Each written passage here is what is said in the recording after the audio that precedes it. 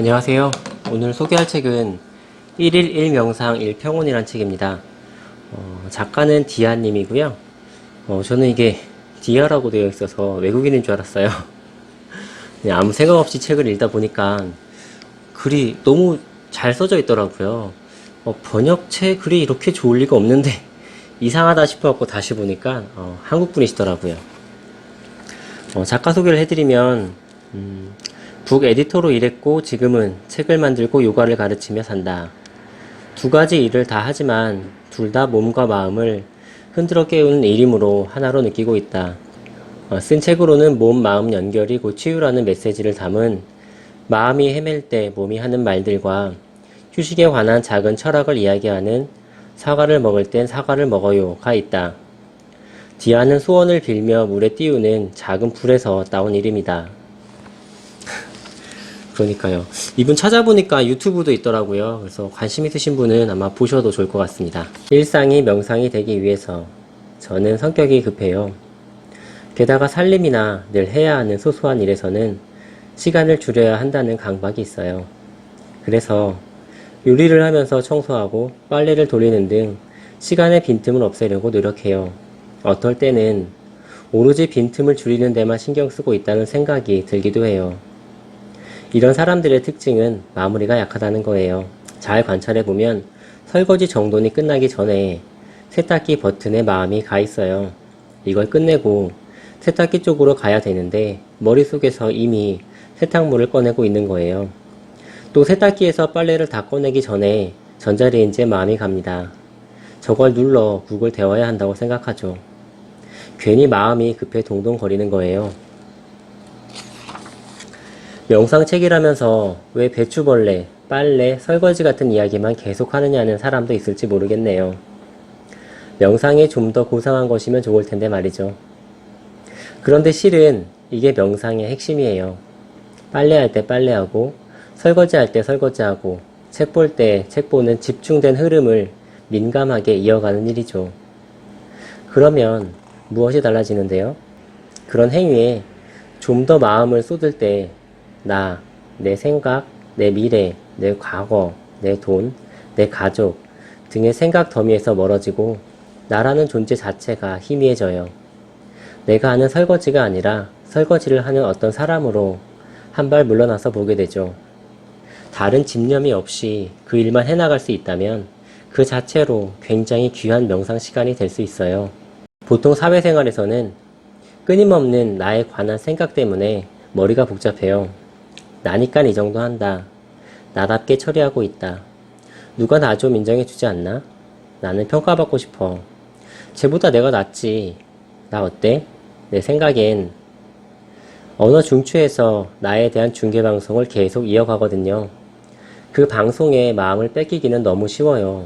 왜냐하면 다 내 이야기니까요. 멀리서도 누가 내 이야기를 하면 귀에 바로 꽂히듯이 나는 나에게 엄청나게 관심이 많아요. 내 머릿속에서 내가 만드는 나의 이야기인데도 마치 남이 하는 내 이야기인 것처럼 신선하게 놀라면서 귀를 기울이죠. 그 중계방송을 백색 소음인 듯 여기고 지금 하는 일을 해나갈 때 놀라운 알아차림이 일어나요. 지금 하는 일이 양치질이라면 칫솔에 치약을 묻힌 뒤 치약 뚜껑을 잘 닫고, 지금 하는 일이 옷 입기라면 소매 밖으로 팔이 빠져나올 때의 감각을 잘 느껴보세요. 고작 그런 것이라고 생각되시나요? 하지만 그처럼 지금의 마음을 기울일 때 마음이 고유를 찾아가고 진리의 한 자락을 발견하게 됩니다. 맞는 사람이 따로 있다? 명상을 하면 자꾸 졸려요. 이 생각 저 생각 잡고 나서 머릿속이 더 복잡해져요. 집중이 너무 안 되는데 전 왜 이런 거예요? 도대체 뭘 했는지 모르겠어요. 대부분의 사람은 명상이 왜 필요한지 안 다음에 명상을 조금 배워서 해보고는 이렇게 말해요. 나는 왜 이렇게 생각이 많고 집중하지 못할까 하면서 명상이 체질에 안 맞는다고 생각하죠. 그런데 마음이 날뛰는 건 지극히 정상적인 일이에요.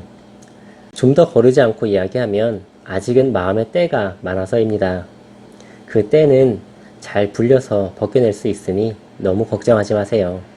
또 일하거나 공부할 때의 생각 프레임을 그대로 가져와서 남들보다 잘해야 한다 라거나 남들보다 못하다, 어제보다 못하다 라는 식으로 비교의식에 휩싸이기도 쉬워요. 드러나는 성과를 보려고 마음이 급해지고요. 그런데 사회생활을 할 때의 생각 프레임 자체를 바꾸려고 명상한다는 사실을 잊지 말아야 해요. 명상은 이기고 지고 비기는 걸 가려내 짜릿해지는 게임이 아니라 이기고 지고 비기는 게임에 치우친 나를 보면서 웃을 수 있는 연습이니까요. 나는 어디에 있죠? 나는 누구예요? 언제나 가장 알기 어려운 주제는 나 자신이에요. 눈을 감고 내 얼굴을 한번 떠올려 보세요. 내 얼굴인데 뚜렷하게 그려지지 않아요. 살면서, 아니 오늘 하루만 해도 거울을 얼마나 많이 봤는데 말이에요. 참 이상하죠? 반대로 다른 누군가 한 사람을 떠올려 보세요. 그 사람은 나보다 선명하게 보여요. 왜일까요? 나에게는 집착과 애정, 애증이 덕지덕지 붙어있기 때문에 제대로 못 보는 거예요. 그러니 나를 살면서도 나를 잘 모르는 거죠. 어쩌면 모른다는 사실조차 모를 수도 있고요. 일단은 나 자신을 바로 보기는 어렵기 때문에 제쳐두고 멀리서 타인의 삶을 한번 볼까요? 여기에 35살 정도 되는 타인이 있다고 쳐요. 그 사람의 삶을 나이별로 5, 6단계로 나눠보죠. 학생 시절은 이럴 거예요. 아이는 시험을 걱정하느라 놀면서도 잘 놀지 못해요. 또 공부할 땐 놀이터가 생각나서 괴로워하죠. 그 아이가 어찌어찌 학교에 학교를 거쳐서 나름대로 분투하며 청년이 됩니다. 그 뒤는 어떤가요? 이제 청년은 취직만 하면 뭐라도 할 텐데 라고 생각해요. 우울하게 지냅니다. 그런데 막상 취직을 하면 이 회사만 나가면 뭐라도 할 텐데 라고 고민하죠. 청년은 마음의 번뇌가 심해서 선방을 찾아가요. 그런데 선방에 들어서면서부터 바깥 세상이 떠올라요. 거기서 애써 번뇌를 지우고 회사로 돌아옵니다. 그런데 그 순간부터는 선방의 고요함을 그리워해요. 또다시 종일 일만 하는 게 아니라면 뭐라도 할 수 있을 텐데 라고 생각하다가 프리랜서가 돼요. 그러면 놀랍게도 일이 들어와야 뭐라도 할 텐데를 읊으며 딴짓을 합니다. 결혼하기 전에는 나는 결혼이 왜 이렇게 어렵냐를 심각하게 고민하다가 막상 결혼을 하면 결혼이 꼭 필요했을까를 생각합니다. 잠시 뒤에는 싱글로 있었다면 뭐라도 했을 텐데 하며 착잡해하죠. 무얼 발견하셨나요?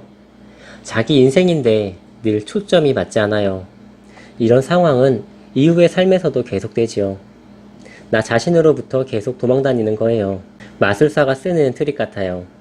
마음의 주의를 다른 데 돌려 지금 삶에서 무슨 일이 일어나는지를 계속 보지 못하는 거예요.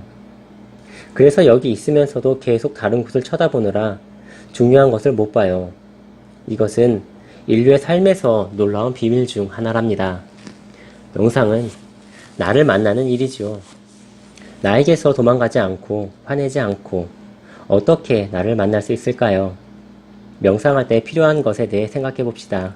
요가 수업 중에 선생님이 일상적으로 하는 멘트가 있어요. 그냥 지나칠 만한 아주 사소한 말이죠. 어디를 보세요. 요가 동작을 할 때 코끝, 손끝처럼 시선을 어디에 두라고 지시를 합니다.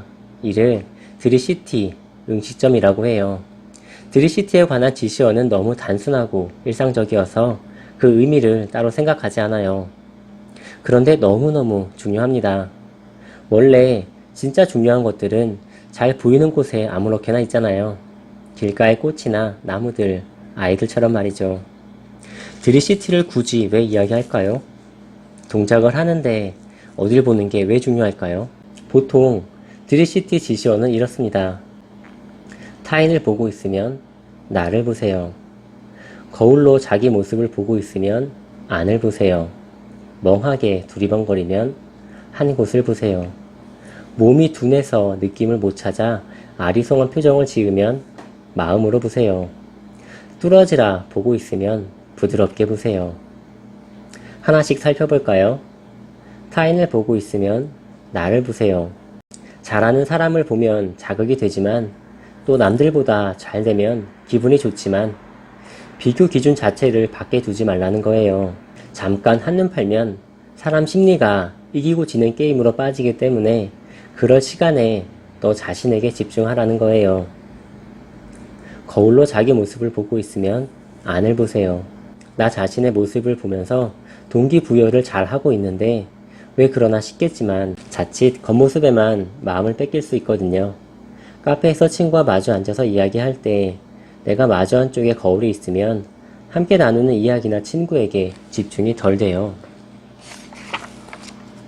건너편 거울에 비치는 내 모습과 표정에 자꾸 눈길이 가니까요.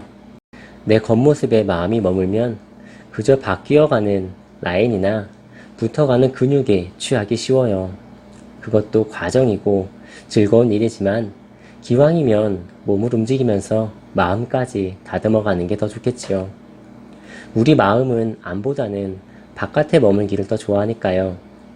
멍하게 두리번거리면 한 곳을 보세요. 이건 분산된 마음을 모아보라는 거예요. 근육 운동만 하지 말고 어딘가에 마음을 두는 연습을 하라는 거죠. 그래야 마음이 그나마 거기에 조금이라도 머물 수 있어요. 몸이 둔해서 느낌을 못 찾아 아리송한 표정을 지으면 마음으로 보세요. 잘 모르는 부분이 있을 때 이게 맞나 틀리나 뭐가 맞는 거지 하며 자꾸 판단하게 되죠. 그런데 분야가 무엇든 간에 맞는지 틀리는지 적정선이 어디인지를 알기란 어려워요. 아마 시간이 오래 쌓이면서 천천히 밝아질 겁니다. 그러므로 묻고 따지는 사이에 마음이 들뜨기 쉬우니 일단은 그 마음을 탁 내려놓으라는 거예요. 뚫어져라 보고 있으면 부드럽게 보세요. 해내고야 말겠다는 결연한 의지는 살면서 쓸 일이 참 많아요. 하지만 나를 위한 시간까지 채찍을 휘두를 필요는 없어요. 또 틀렸다 또는 더 잘해라 이렇게 판단하지 않아도 괜찮아요. 판단 없이 지그시 부드럽게 보면 됩니다. 이렇게 써놓고 보면 정말 별것 아닌 말인데 범상치 않아요. 여기에 명상의 핵심이 다 들어있거든요. 나를 보세요. 안을 보세요. 한 곳을 보세요. 마음으로 보세요. 부드럽게 보세요. 이 지시어는 내 삶에 초점을 맞추는 기본 도구가 될 겁니다. 남들의 삶, 남들에게 받는 피드백 쪽으로 기울어 마음이 출렁출렁 할 때마다 시선이 어디 있나를 점검해 봐야 합니다.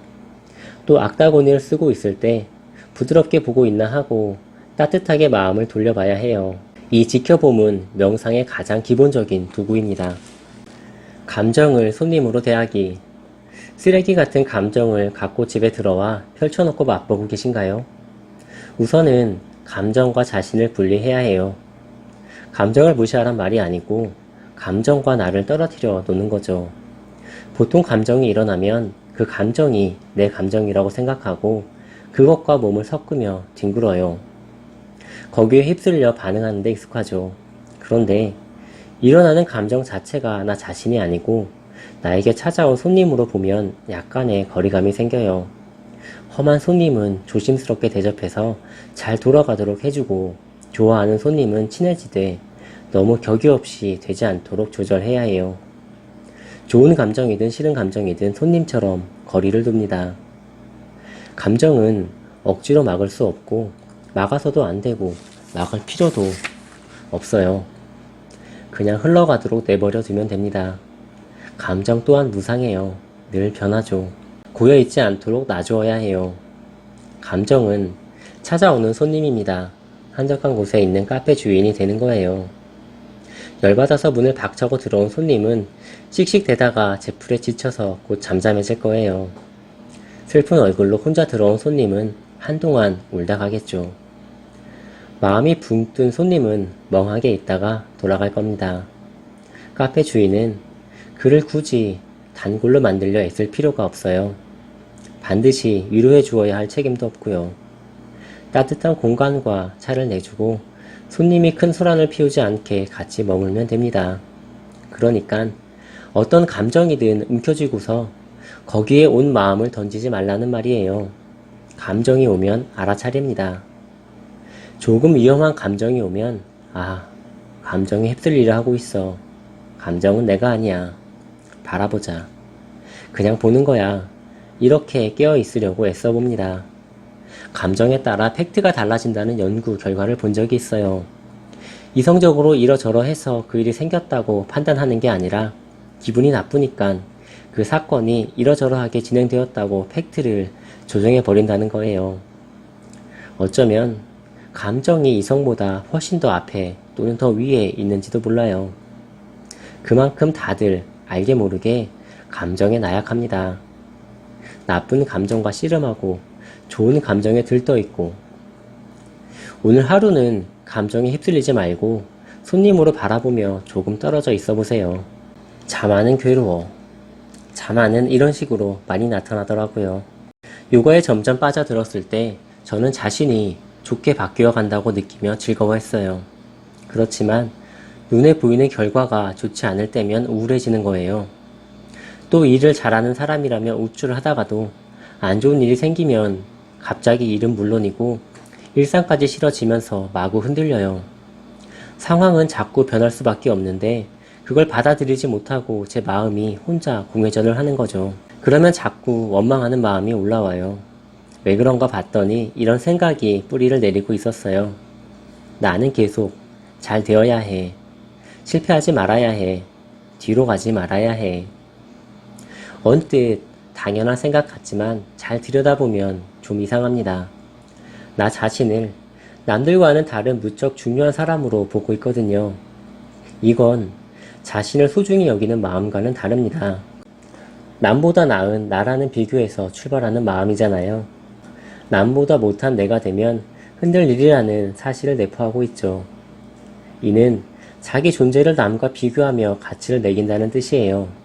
말로는 나 자신이 소중하다고 이야기하지만 실은 남보다 나을 때는 내가 소중해 보인다가 더 정확한 거죠.